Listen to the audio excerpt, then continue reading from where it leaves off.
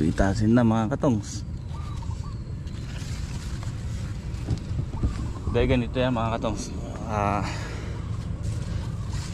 Pwede pa naman bukas to. Bukas pwede pa. Ayan.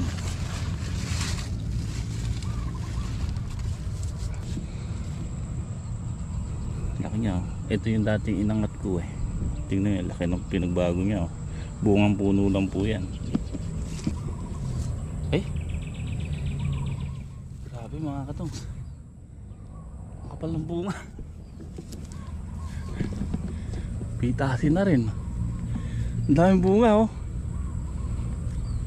Oh, sunod-sunod. Oh. Yee.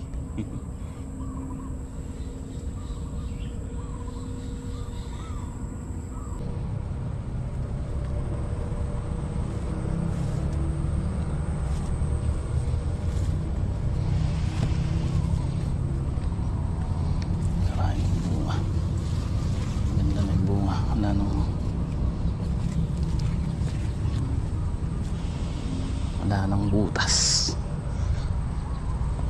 Ito rin oh.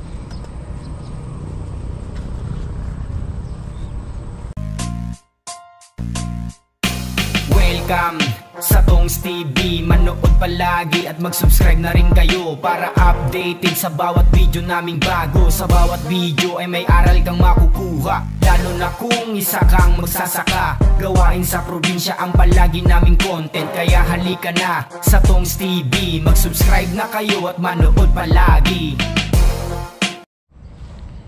Okay, good morning po mga katongs. Magandang umaga po. At ngayong October 12 na, Linggo. So umuwi kahapon yung tatlo, si Utol, si Greg at saka yung si Aba. Umuwi ka gabi pala. So babalik yun bukas madaling araw. Nag-rest muna sila ng isang araw, Sunday.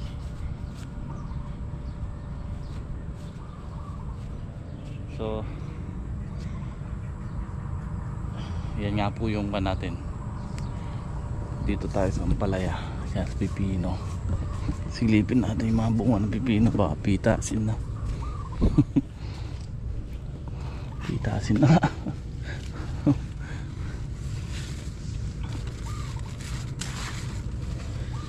Oh my goodness. Oh, pitasin na mga katongs. Dahil ganito yan mga katongs. Pwede pa naman bukas to. Bukas pwede pa. Ayan.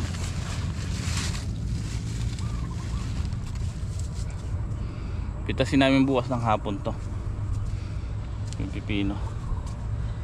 Tapos sa Ampalaya baka may mahalaw na tayo. Then yung talong pitas uli bukas sa Martes. So magsasabay-sabay yan. Gahalaw tayo sa pipino. Ayun, tabi na pala eh. Oh, pwede pa ito bukas. Ito, hindi naman gugulang pa yan. Bukas na ano, simula na tayo sa pipino mga katongs.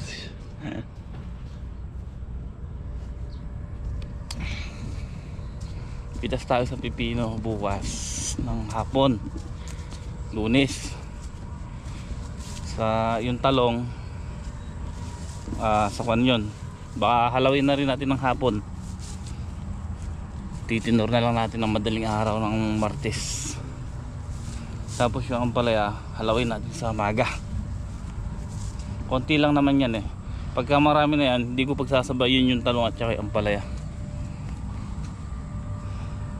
Ang gagawin natin, so titignan din natin kung anong mangyayari. Basta yung makakaya lang natin na ma-harvest tapos biyahe. Di baling siguro kalahati pipino, kalahati Ampalaya, tapos kalahating pipino, talong, tapos kalahating pipino. Yun nga po mga katongs, yung naputol na yung vlog natin kahapon pagka nayari namin mag-spray dito, tapos nagkakabit kami ni Batod ng yung ladlaran dito sa Balaya. Nayari din namin kahapon, nagpatulong na kami sa tatlo. Pagkayari nila nagtanim doon, sabi ko tulungan na kami dito para bago sila umuwi. Ayan, nalagyan na natin ng ladlaran to. Tapos yung sili, ayan, nalagyan na rin natin ng letting ipit. So okay na tayo dito sa kabila. Yung kabiyak na lang yung problema natin, ang kabilang side, kasi may lumalawit din ng mga usbong dun. Baka gagawin namin kasi ni Bato ngayon, papataba sa talong ikupan muna namin, didilig para tumalab. Madaming bulaklak so dumating si Parin J kahapon, may dalang pataba.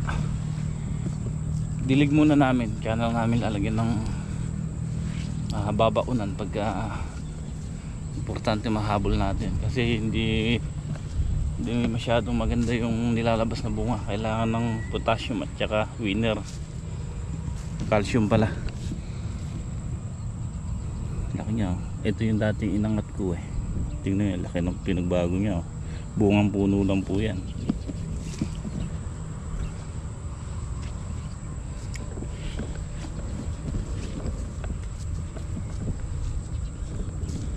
Arena, diba?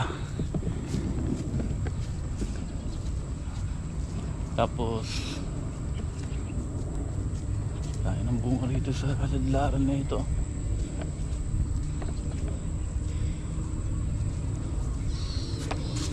Yan nga po yung kinabitan natin. Ayan, nagkaroon na rin ng balag to. Tapos itong kabiyak,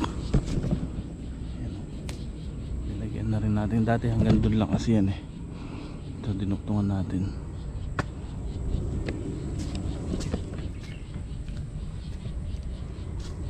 Pati yung nandito okay na.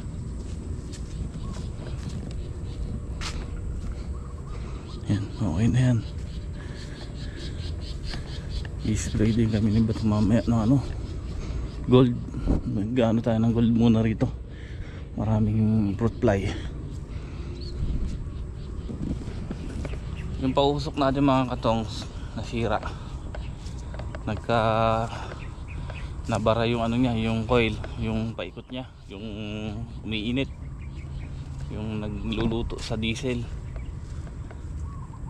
So pa-order ako kay Paring Jay sa Shopee. Meron naman pala napapalitan naman daw talaga yun kasi yun talaga kasirain nung ganun, kaya may tubig na binobomba ron.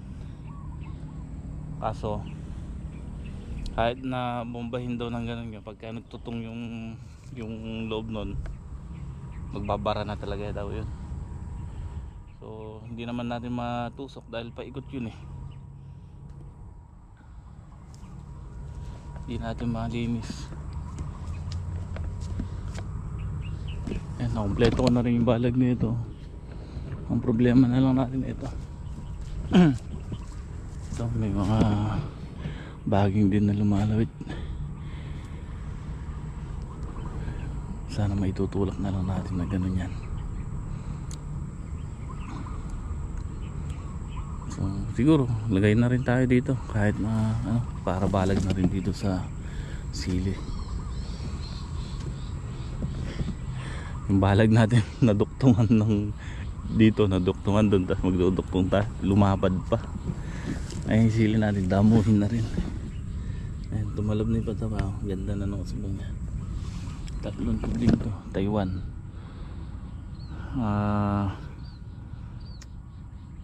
Dadamuhin yan, gagambulan, pataba. Kasi dapat ito yung mga gagawin nila pasisingit ko ito sili, tapos i-scatter ko yung sitaw bago sila magdamo doon. Kaso yun nga, nakakakuan tayo kagad, nakaano tayo ng siling panigang na mahika. Wala naman sa plano yung biglaan kasi yun Kaya ang ginawa nila, linis ko muna yung tinaniman ng siling panigang isang araw, tapos kahapon tinanim na nila. So ngayon linggo, pahinga muna sila. Bukas ng hapon pitas kami na ng pipino tsaka talong. Sa maga sigarilyas. Siguro sili. Halawin pa play series bukas ng hapon. Tapos talong, tapos pipino. Sa maga, ampalaya, tapos sigarilyas. Alapay sitaw. Ngayon lang naman yan mga katongs pagka konti-unti lang naman. Pagka marami na yan, i-adjust na natin yan. Woy!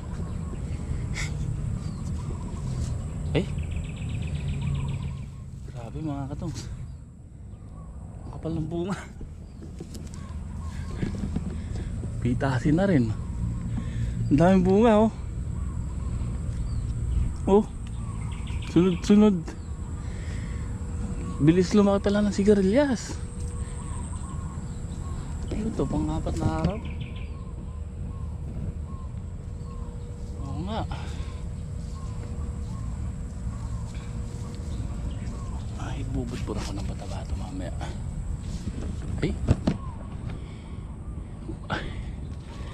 Budburan ko ng potassium at saka winner. Tsaka konting lang, triple 16 at saka triple 16 at saka potassium. Hindi na pala winner. Ay, malinis-linis pa naman yung baba. Okay pa naman yan. Dahil ito, marain na mabibitas ito mga katong. Yui.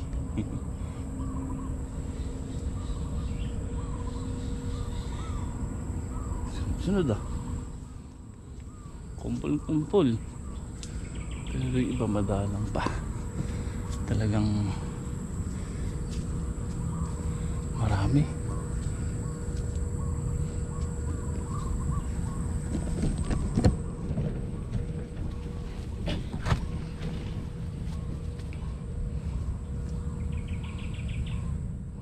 Okay naman. Ngayon ko lang po na silip ulit buhat nung nag-harvest tayo. Ay ko. Oo nga, ang dami na. Ganda ng bunga niya. Sakto lang naman to sa makalawa. Ay, may kuto. Alam ko na spray ko dyan. Tignan nyo mga katongs, tinitipid ko sa pataba. Hindi ko hindi minsan walang lagyan to. Ayaw niya yung tumatabal. Gusto niya yung unti-unti lang na sinusubuan. Ayan madalang ko lang sinubuan yan. Baka 2 beses buhat ng tinanim.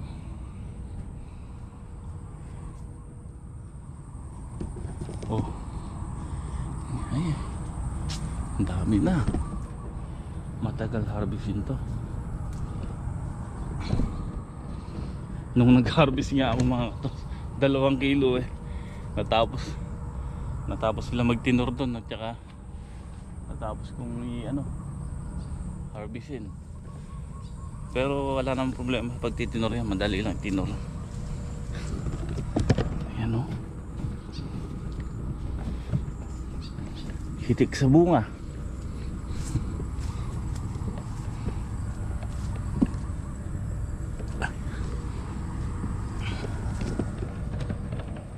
Daing hayop, mag-spray kami mamaya.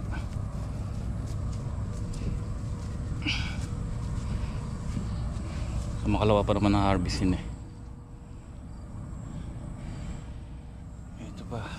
Ito pa. Isang trabaho natin. Magapang na yung upo natin dito na lang natin pa kanyan paggagapang. Dati plano ko kung gumanda yung sili dito lang sa kada poste, kaya kada poste ko tinanim. Buti pala napagtanim tayo ng upo. So taniman na lang natin ng sitaw yung walang upo. Sayang din yan, mga 1 kilo. Kailangan, tingin ko sa sili nito hindi na makaka-recover. Gumaganda siya pag naulan ng ilang beses, balik siya sa dati. Yun ang naging kuwan ko sa ano, yun ang nakita ko dito sa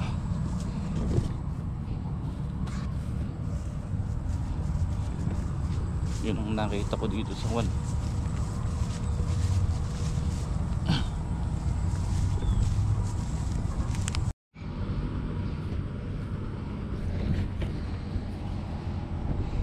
Pagka hindi umulan ngayon, masusunog na ito lahat. Kasi tuyo na eh. Tuyo kahapon. Kagabi sinisigang ko. Kailangan lang pagka nagsiga ka sa isang pwesto, papatungan mo. Hindi siya gagapang na hindi niya kayang gumapang. Kailangan pagka nagsiga, pagtsatsagaan mo lang na lagyan ng lagyan para masunog natin to.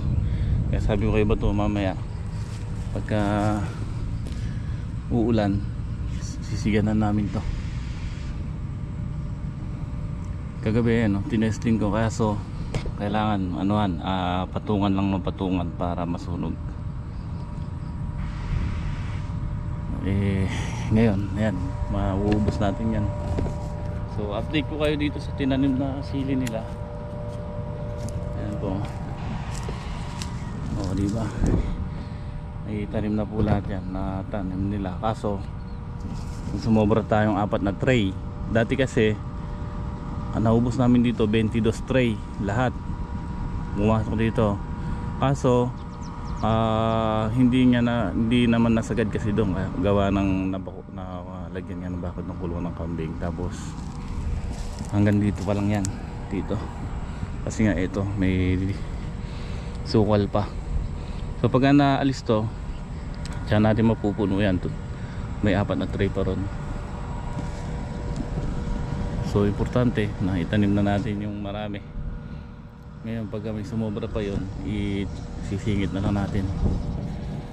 Ayan, buhay na Pinabudburan ko pa rin kay Greg ng puradan kasi maraming hanip dyan kung naging sukal. Tapos ayan, nakita nyo patay na yung damo, dilaw na bilis. Pag natuyo yan, pakakalaykay natin yan para mawala yung mga tali. Yan pa yung problema namin dyan yung tali na pinanggalingan ng sitaw nun na balag, hindi na linis. Pero ngayon makukuha na yan, basta pag natuyo na yung damo, kakalagayin nila yan at saka malilinis na yan.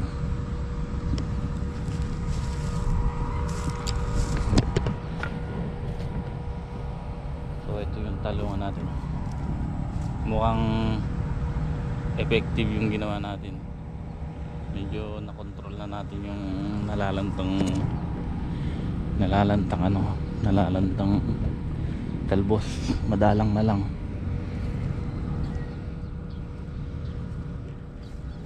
Nung naglinis sila dito, tinanong ko sa nila kung may lumilipad pang porporo. Ala na raw, nakita nila mga patay, baksak. Kasi nung hapon ko binomba yung kinabukasan, nilinis na nila yan. Tapos kahapon nga po nila tinaniman. Ayan, ganda ng pagkatanim. Bilis. Ang dami ng bulaklak, tsaka yung mga bunga, unang bunga, mga hindi ganong magaganda, pero yung mga huling lumalabas na bunga magaganda na. Yan, pitasin din to. Medyo marami tayong makuha dito.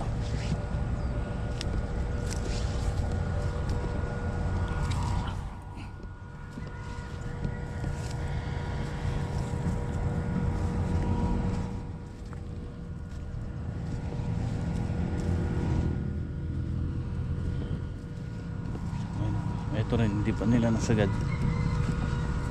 sisigang ko pa rin to.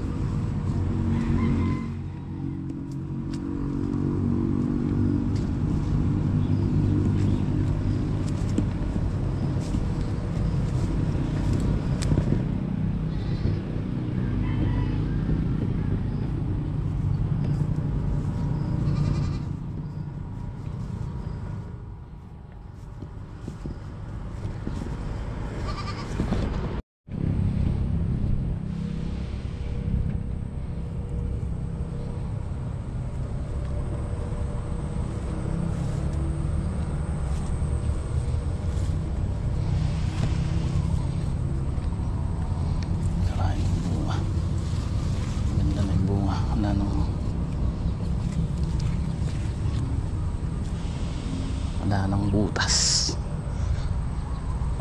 Ito rin oh.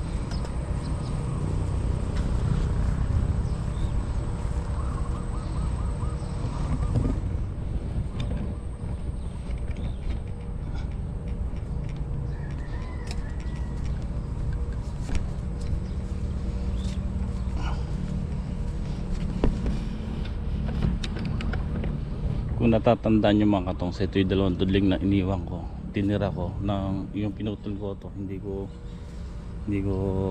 pinaputol to.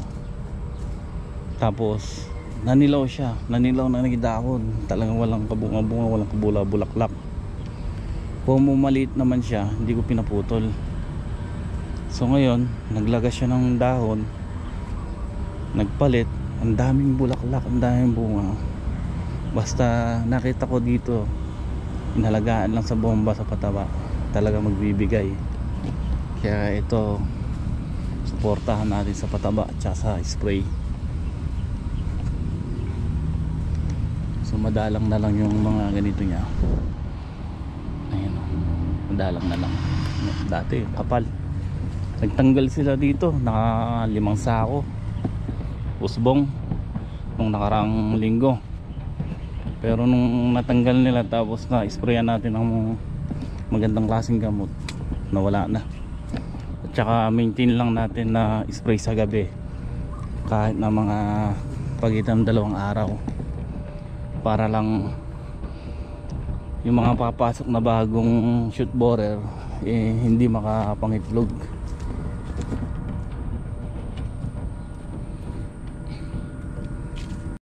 Okay mga katongs, ayan, simula na nga po kami ni Bato na magpataba dito sa talong. Kasi nga po marami nang nilalaglag na bunga yung talong natin. Mga tutuloy na yung bulaklak niya. Tapos marami pang bulaklak na sumusunod.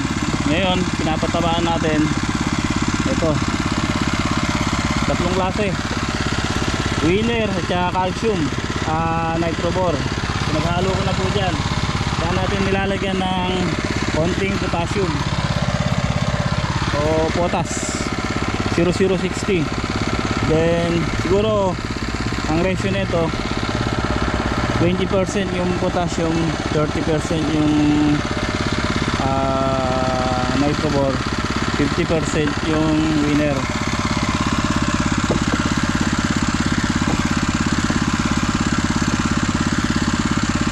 Okay, gamit natin power sprayer para mabilis. So dredging muna ginawa natin kasi para tumalab kaagad. May mga nade-deform kasing mga bunga, marami, kaya kailangan nating agapan sa calcium at saka sa winner. So yung potas magpapalaki lang yan at magpapabulaklak. Iba pa rin yun, siyempre nagbobomba tayo ng calcium boron para tuwang sila. So maganda na yung kulay ng bulaklak niya, violet na, hindi kamukha ng nakakaraang araw. Tapos talagang sumigla sila at saka nawala yung mga uod.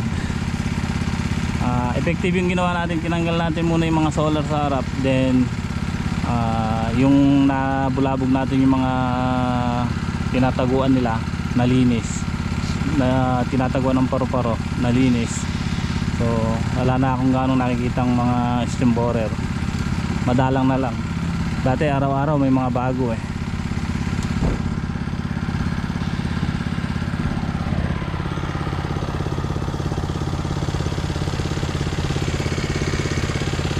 So ayan, yan lang muna gagawin namin mga katong, pataba dito sa talong. Tong! Woo! Alalay lang. Alalay.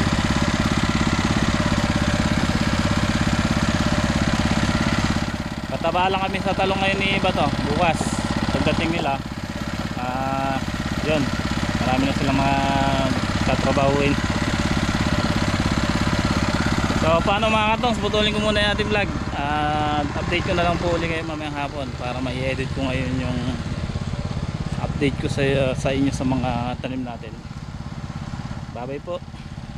Happy Sunday.